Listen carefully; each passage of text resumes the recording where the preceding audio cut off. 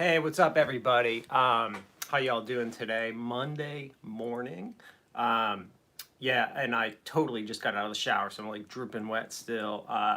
Just gonna give y'all some updates about things going on this week, what I've been doing. So, let's see. So the first thing I want to talk about, if you have not watched the stock market this morning, totally going up again. All the tech stocks, man. Apple, I told y'all like several weeks ago, put your money in Apple. It's flying up. It's like already up a few dollars in the pre-market today. Like just absolutely crazy. It is going to split. 4-for-1 split. Let's see, today's the 24th. It is going to do a 4-for-1 split on, let's see, pull my dates up here, next Monday, which is absolutely insane. So that, I mean, that's just like craziness that we're gonna watch Apple split. Like I just can't even believe it. I just so anyway, yeah. If you're wondering where you should be putting your money right now, tech is a really good place. But as I've said, it's like it's hot, so high right now. Um, it's literally like putting money in the like saying, "Oh, the Titanic's not gonna sink." Like I don't know, but it's crazy. And another thing, so reminding me about Apple actually. So let me talk about some Apple rumors coming up. Man, I am like totally just like dripping water or like sweating from my shower. All right, let me get to the Apple thing and I'll talk about why I'm sweating so much.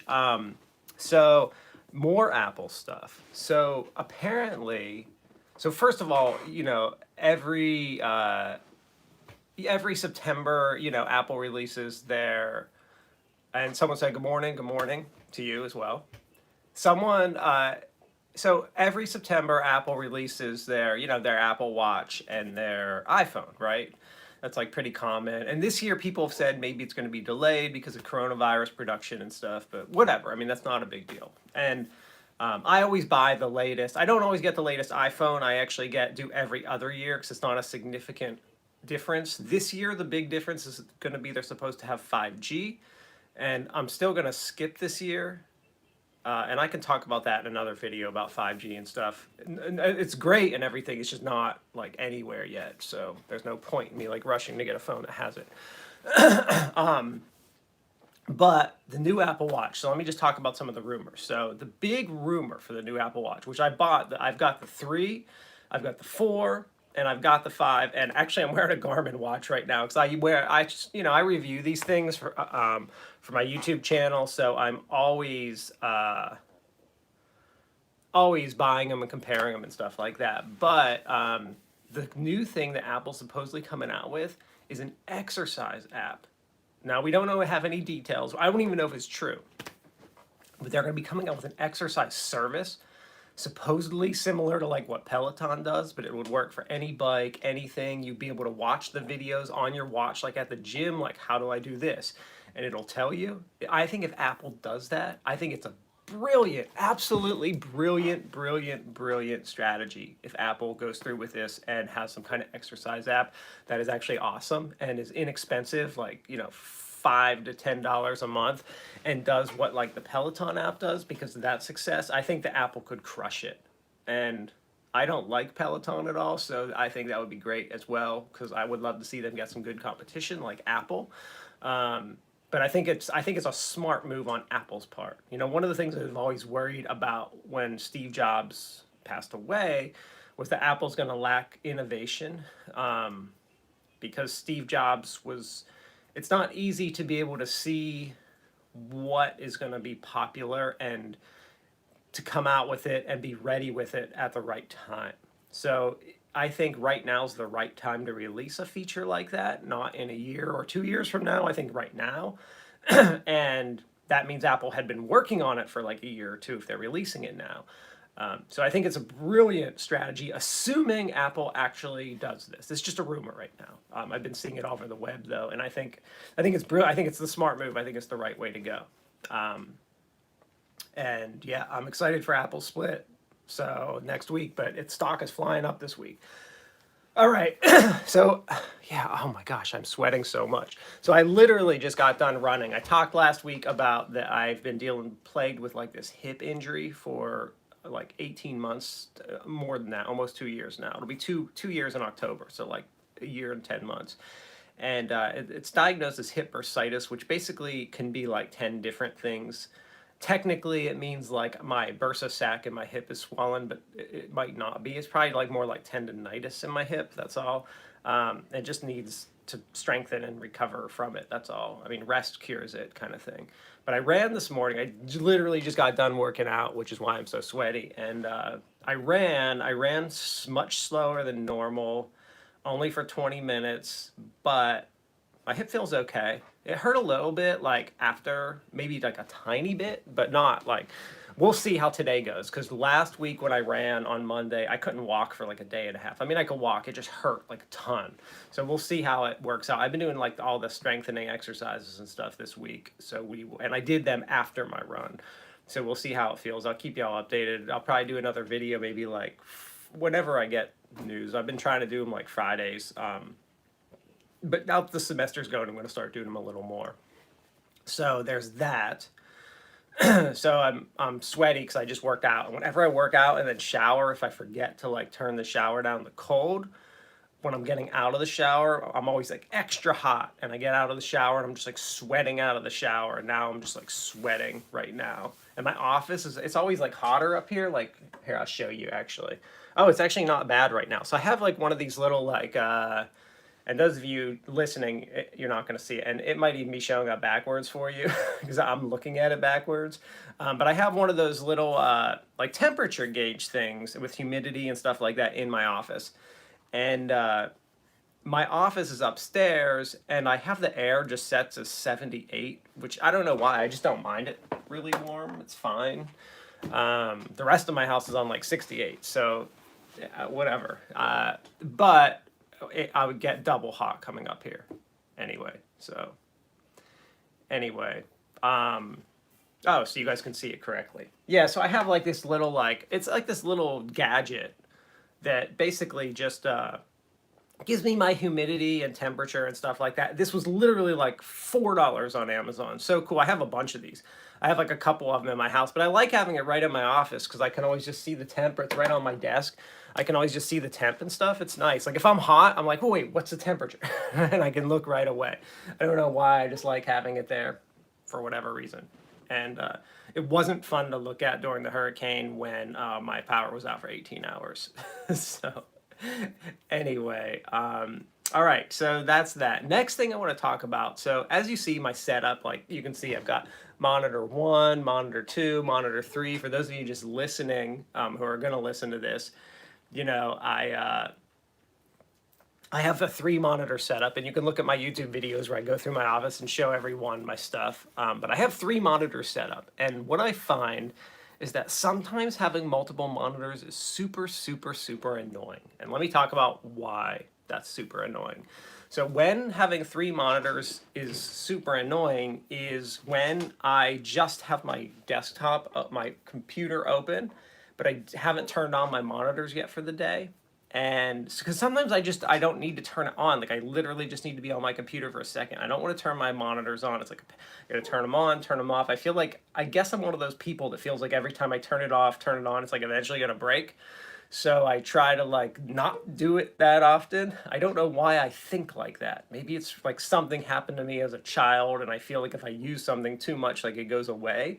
But I feel that way with my monitors. Like I get emotionally attached where I'm like, oh, well, if I only need it on for a minute, that's like a waste of the monitor or something like that. I don't know what's wrong with me, why I think like that. But what happens is, like if I am on Microsoft Word on monitor 2, and I open up Microsoft Word, but monitor 2's not on, like, so let's say yesterday I was on monitor 2 using Microsoft Word.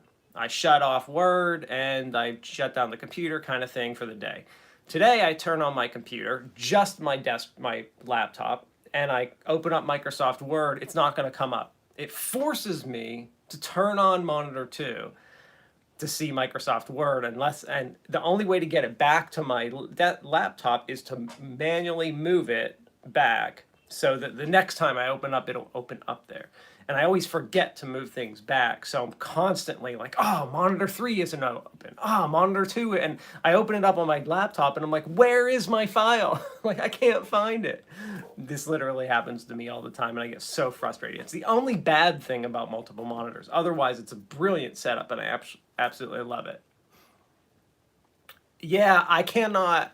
So someone just commented they just leave everything on. They used to leave their computer on 24/7. I totally used to leave my computers on 24/7 as well. Like they would just go to sleep and I click the space bar and get them up. But I guess I ran into so many problems with that. I now shut my computer off every single night and then restart it in the morning. I feel it solves so many issues, especially with I do a lot of gaming, especially at night, and I feel like I gotta restart my computer every day because things just happen.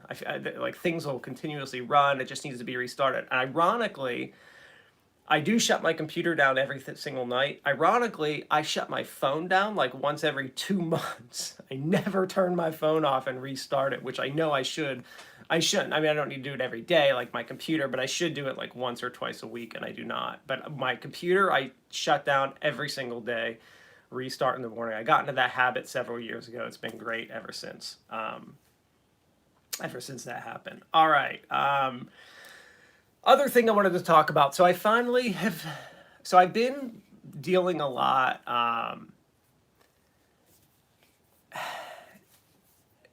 Yeah, someone commented it can be okay to leave them on. Yeah, it could be an old wives' tale. It could be the just my paranoia. But I'm a big fan of restarting it now every single night. And I have all weird settings on my computer because I do a lot of things where I don't want them to go to sleep. So I actually have my computer like not to go to sleep for a few hours so that I can go do something. Like I can have it doing something like processing or something like that. Especially like a lot of video, compressing it can take a really long time, and I can go like mow my lawn or do something and not have to worry about it going to sleep. So I'd hate for it to be like just running all night long. So it's one of the other reasons I do that, because it doesn't. My computer doesn't really go to sleep. The monitor will go off after like a half an hour or something, but I think I have it set to not go to sleep whatsoever. One of the things I have been doing is I'm starting to finally, I got to start utilizing my Twitch channel more because I don't whatsoever. I don't know why. I think it's kind of funny. So Twitch and YouTube are like opposite of one another in a sense. And let me explain what I mean when I actually say that. So YouTube encourages new users to upload videos. And when you first start using YouTube, I don't think you can stream, or you're like very limited about like your streaming when you first start using YouTube. That may have changed, but I know that was the case even like a year ago. You can't go live, and maybe it's just limited like on your mobile device. But they have some streaming limitations when you first start using YouTube. But you can upload stuff. Now Twitch is the complete opposite in that when you first start using Twitch, you can stream, but you can't upload anything. You used to be able to, but they changed it, so you can't. Now you can only their affiliates or partners can upload stuff. So you have to have like so many likes and views and all that kind of stuff to upload your videos. Whereas YouTube's the opposite. You can upload, but you can't do live until you have like so many videos and likes and all that kind of stuff. So it's kind of funny that they operate differently like that. I'm not a big streamer. I do a lot of mostly, like I do these, and I'm going to start doing learning live sessions for my classes. So if you're one of my classes, I'm going to start doing those. I'm going to talk about that in my weekly email I send out to my students today, actually.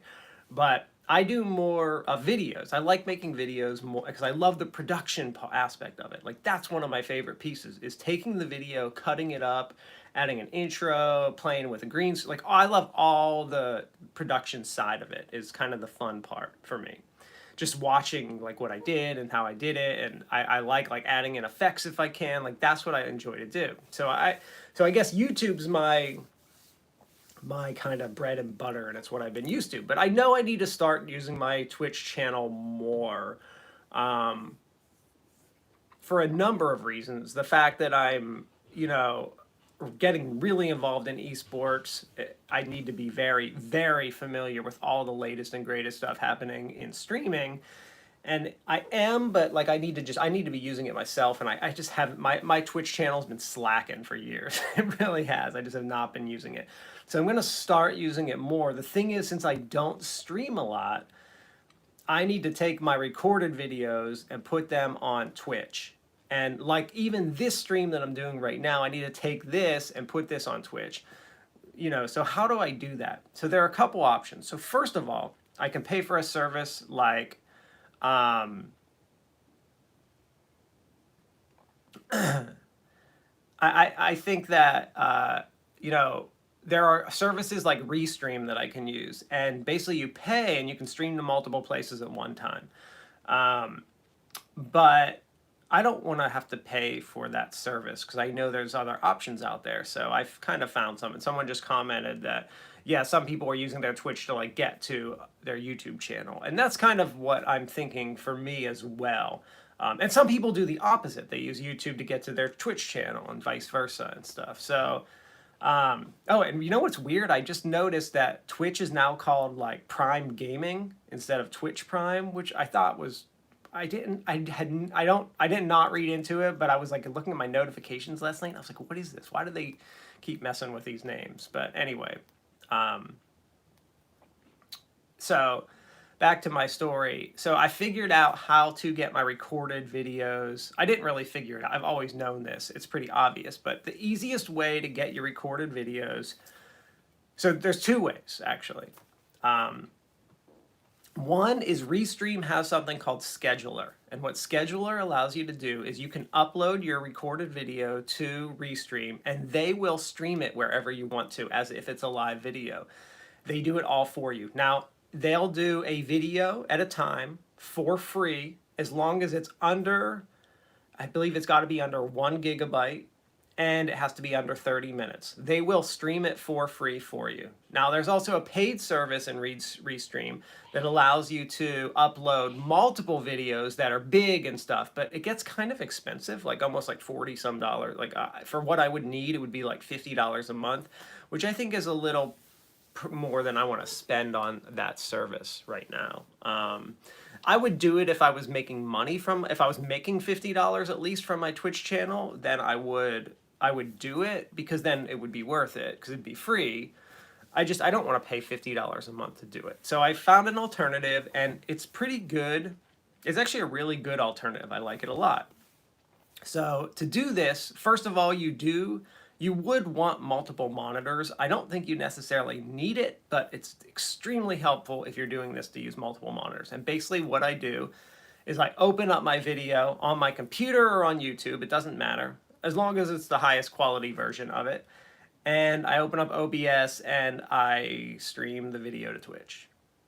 So I stream the recorded version to Twitch as if it's live.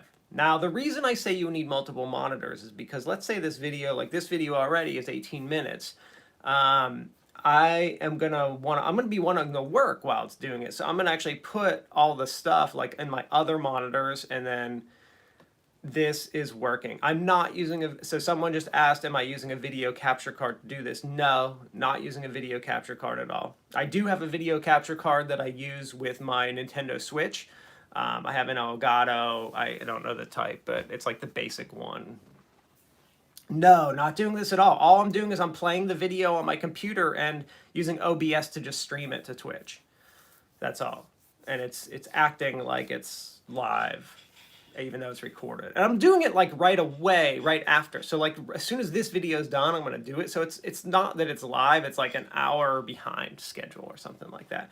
Or if my videos are under 30 minutes, I'll just use Restream, the scheduler, and they'll do it for me. But I do like a lot of long, like my interviews that I do are usually like about an hour. So I'm gonna start trying to put more stuff on my Twitch channel and utilizing it. Mostly, yeah, to get people on my YouTube channel, which is my main channel. But that's what I'm gonna be doing. So anyway, that's that. And it's kind of a cool workaround. It's pretty easy. It's simple to use. I don't know if you can do. I think you do need 2 monitors at least to do it, because in order to stream on OBS to connect to a monitor, you need, at least if you're using a laptop, you do need two dual monitors to do it. But I have three, so it's pretty easy. I can actually put every single thing on one monitor. I can monitor Twitch comments on another, and I can be working and get all my work done. It doesn't bother me. It's really, OBS is such low processing. It doesn't use anything on the computer, so it's a pretty like, it's a pretty easy workaround, at least for now, until I feel like paying $50 a month for Restream, which I think I eventually will. It's just not on my Twitch channel, which has nothing because I don't use it. It's totally not worth it right now to do that. But if I start getting an audience and putting more content on there, which I plan to, then I totally am going to use that service and do it. And what I'll actually do is I'd probably just use Restream, and Restream allows me, they have another service, which is another $50, allows me to just stream to both Twitch and YouTube at the same time, which is probably what I would end up doing. But for now, this is my option, my free option. Since I'm, on YouTube and have a bunch of subscribers and all that kind of stuff, it's a lot more user-friendly for me because I have all the options available. Like, I can upload a video to YouTube, I can schedule when it's going to go on, I can do all kinds of stuff to it. I can schedule a live stream, I can record a stream, have it uploaded at a certain time. Like, YouTube gives me so many options because I'm a whatever partner, YouTube partner, or YouTube whatever. I don't know what they call stuff. I haven't paid attention at all, actually, to it. Just a few other updates. So I have the worst schedule this week. I seriously have, I mean, if I look at my schedule, I'm actually getting depressed looking at my calendar this week. I'll just tell you really quick how bad it is. I mean, it's so bad. I literally, today and Friday aren't bad. It's tomorrow, Wednesday, and Thursday. Of course, it's taking me forever to log into my account. So I literally have, and yeah, you totally can't see because I'm on my third monitor and you can't see that one. I totally have like 100 meetings this week. Like I'm like depressed going through my schedule. I mean, I just see tomorrow, 11, 4, and 5. Next day. And these are only the ones that I see. If I click on the thing, there's like more meetings that are popping up. Wednesday, 11 and 2:30. Thursday, 10:30, 1, and 4 p.m. And some of these are like 2-hour meetings. Like, my whole day is going to be in meetings this week. It totally stinks. And today I've got a meeting with like my campus for, we're going to create a promotional video for esports. I got to talk about that. And then from 10 to 1 today, we have our carnival, esports carnival, or it's the activity carnival for the university, which is cool. It's on Zoom this year. But I'm going to be on our Zoom for that. I feel weird. I feel so weird doing stuff like that. So it's like there's like this it's like I want to be like the cool college gamer, but I'm not. I'm like the 40-year-old professor. So I kind of get insecure that I'm like the old weird guy in like our Discord, or like when we're having our activity carnival, like, do the students want me there? Because I'm like the old guy. I don't know. It's just uncomfortable. Something about it is uncomfortable for me. Like, I'm not the cool, like, 18-year-old kid. I get it. Like, I'm not. I can't be. And it's like, I can talk to all the kids and I get along with them and we can talk about the games and stuff. Like, we have a lot in common. But, like, I also know that I don't know how they think about that. It's very uncomfortable and strange. And I'm like, they're talking about the activity carnival, and like, I'll help them set them up and do everything, get all the supplies and help with that, whatever I need to. But then I ask, like, do you guys really want me at this? Like, am I supposed to be there? Like, is it weird when a new person comes on and like have some professor talk to him? I just feel like that's so like not, I don't know. It's just, I'm insecure about it and I don't know how to balance that yet. I'm still figuring it out in esports.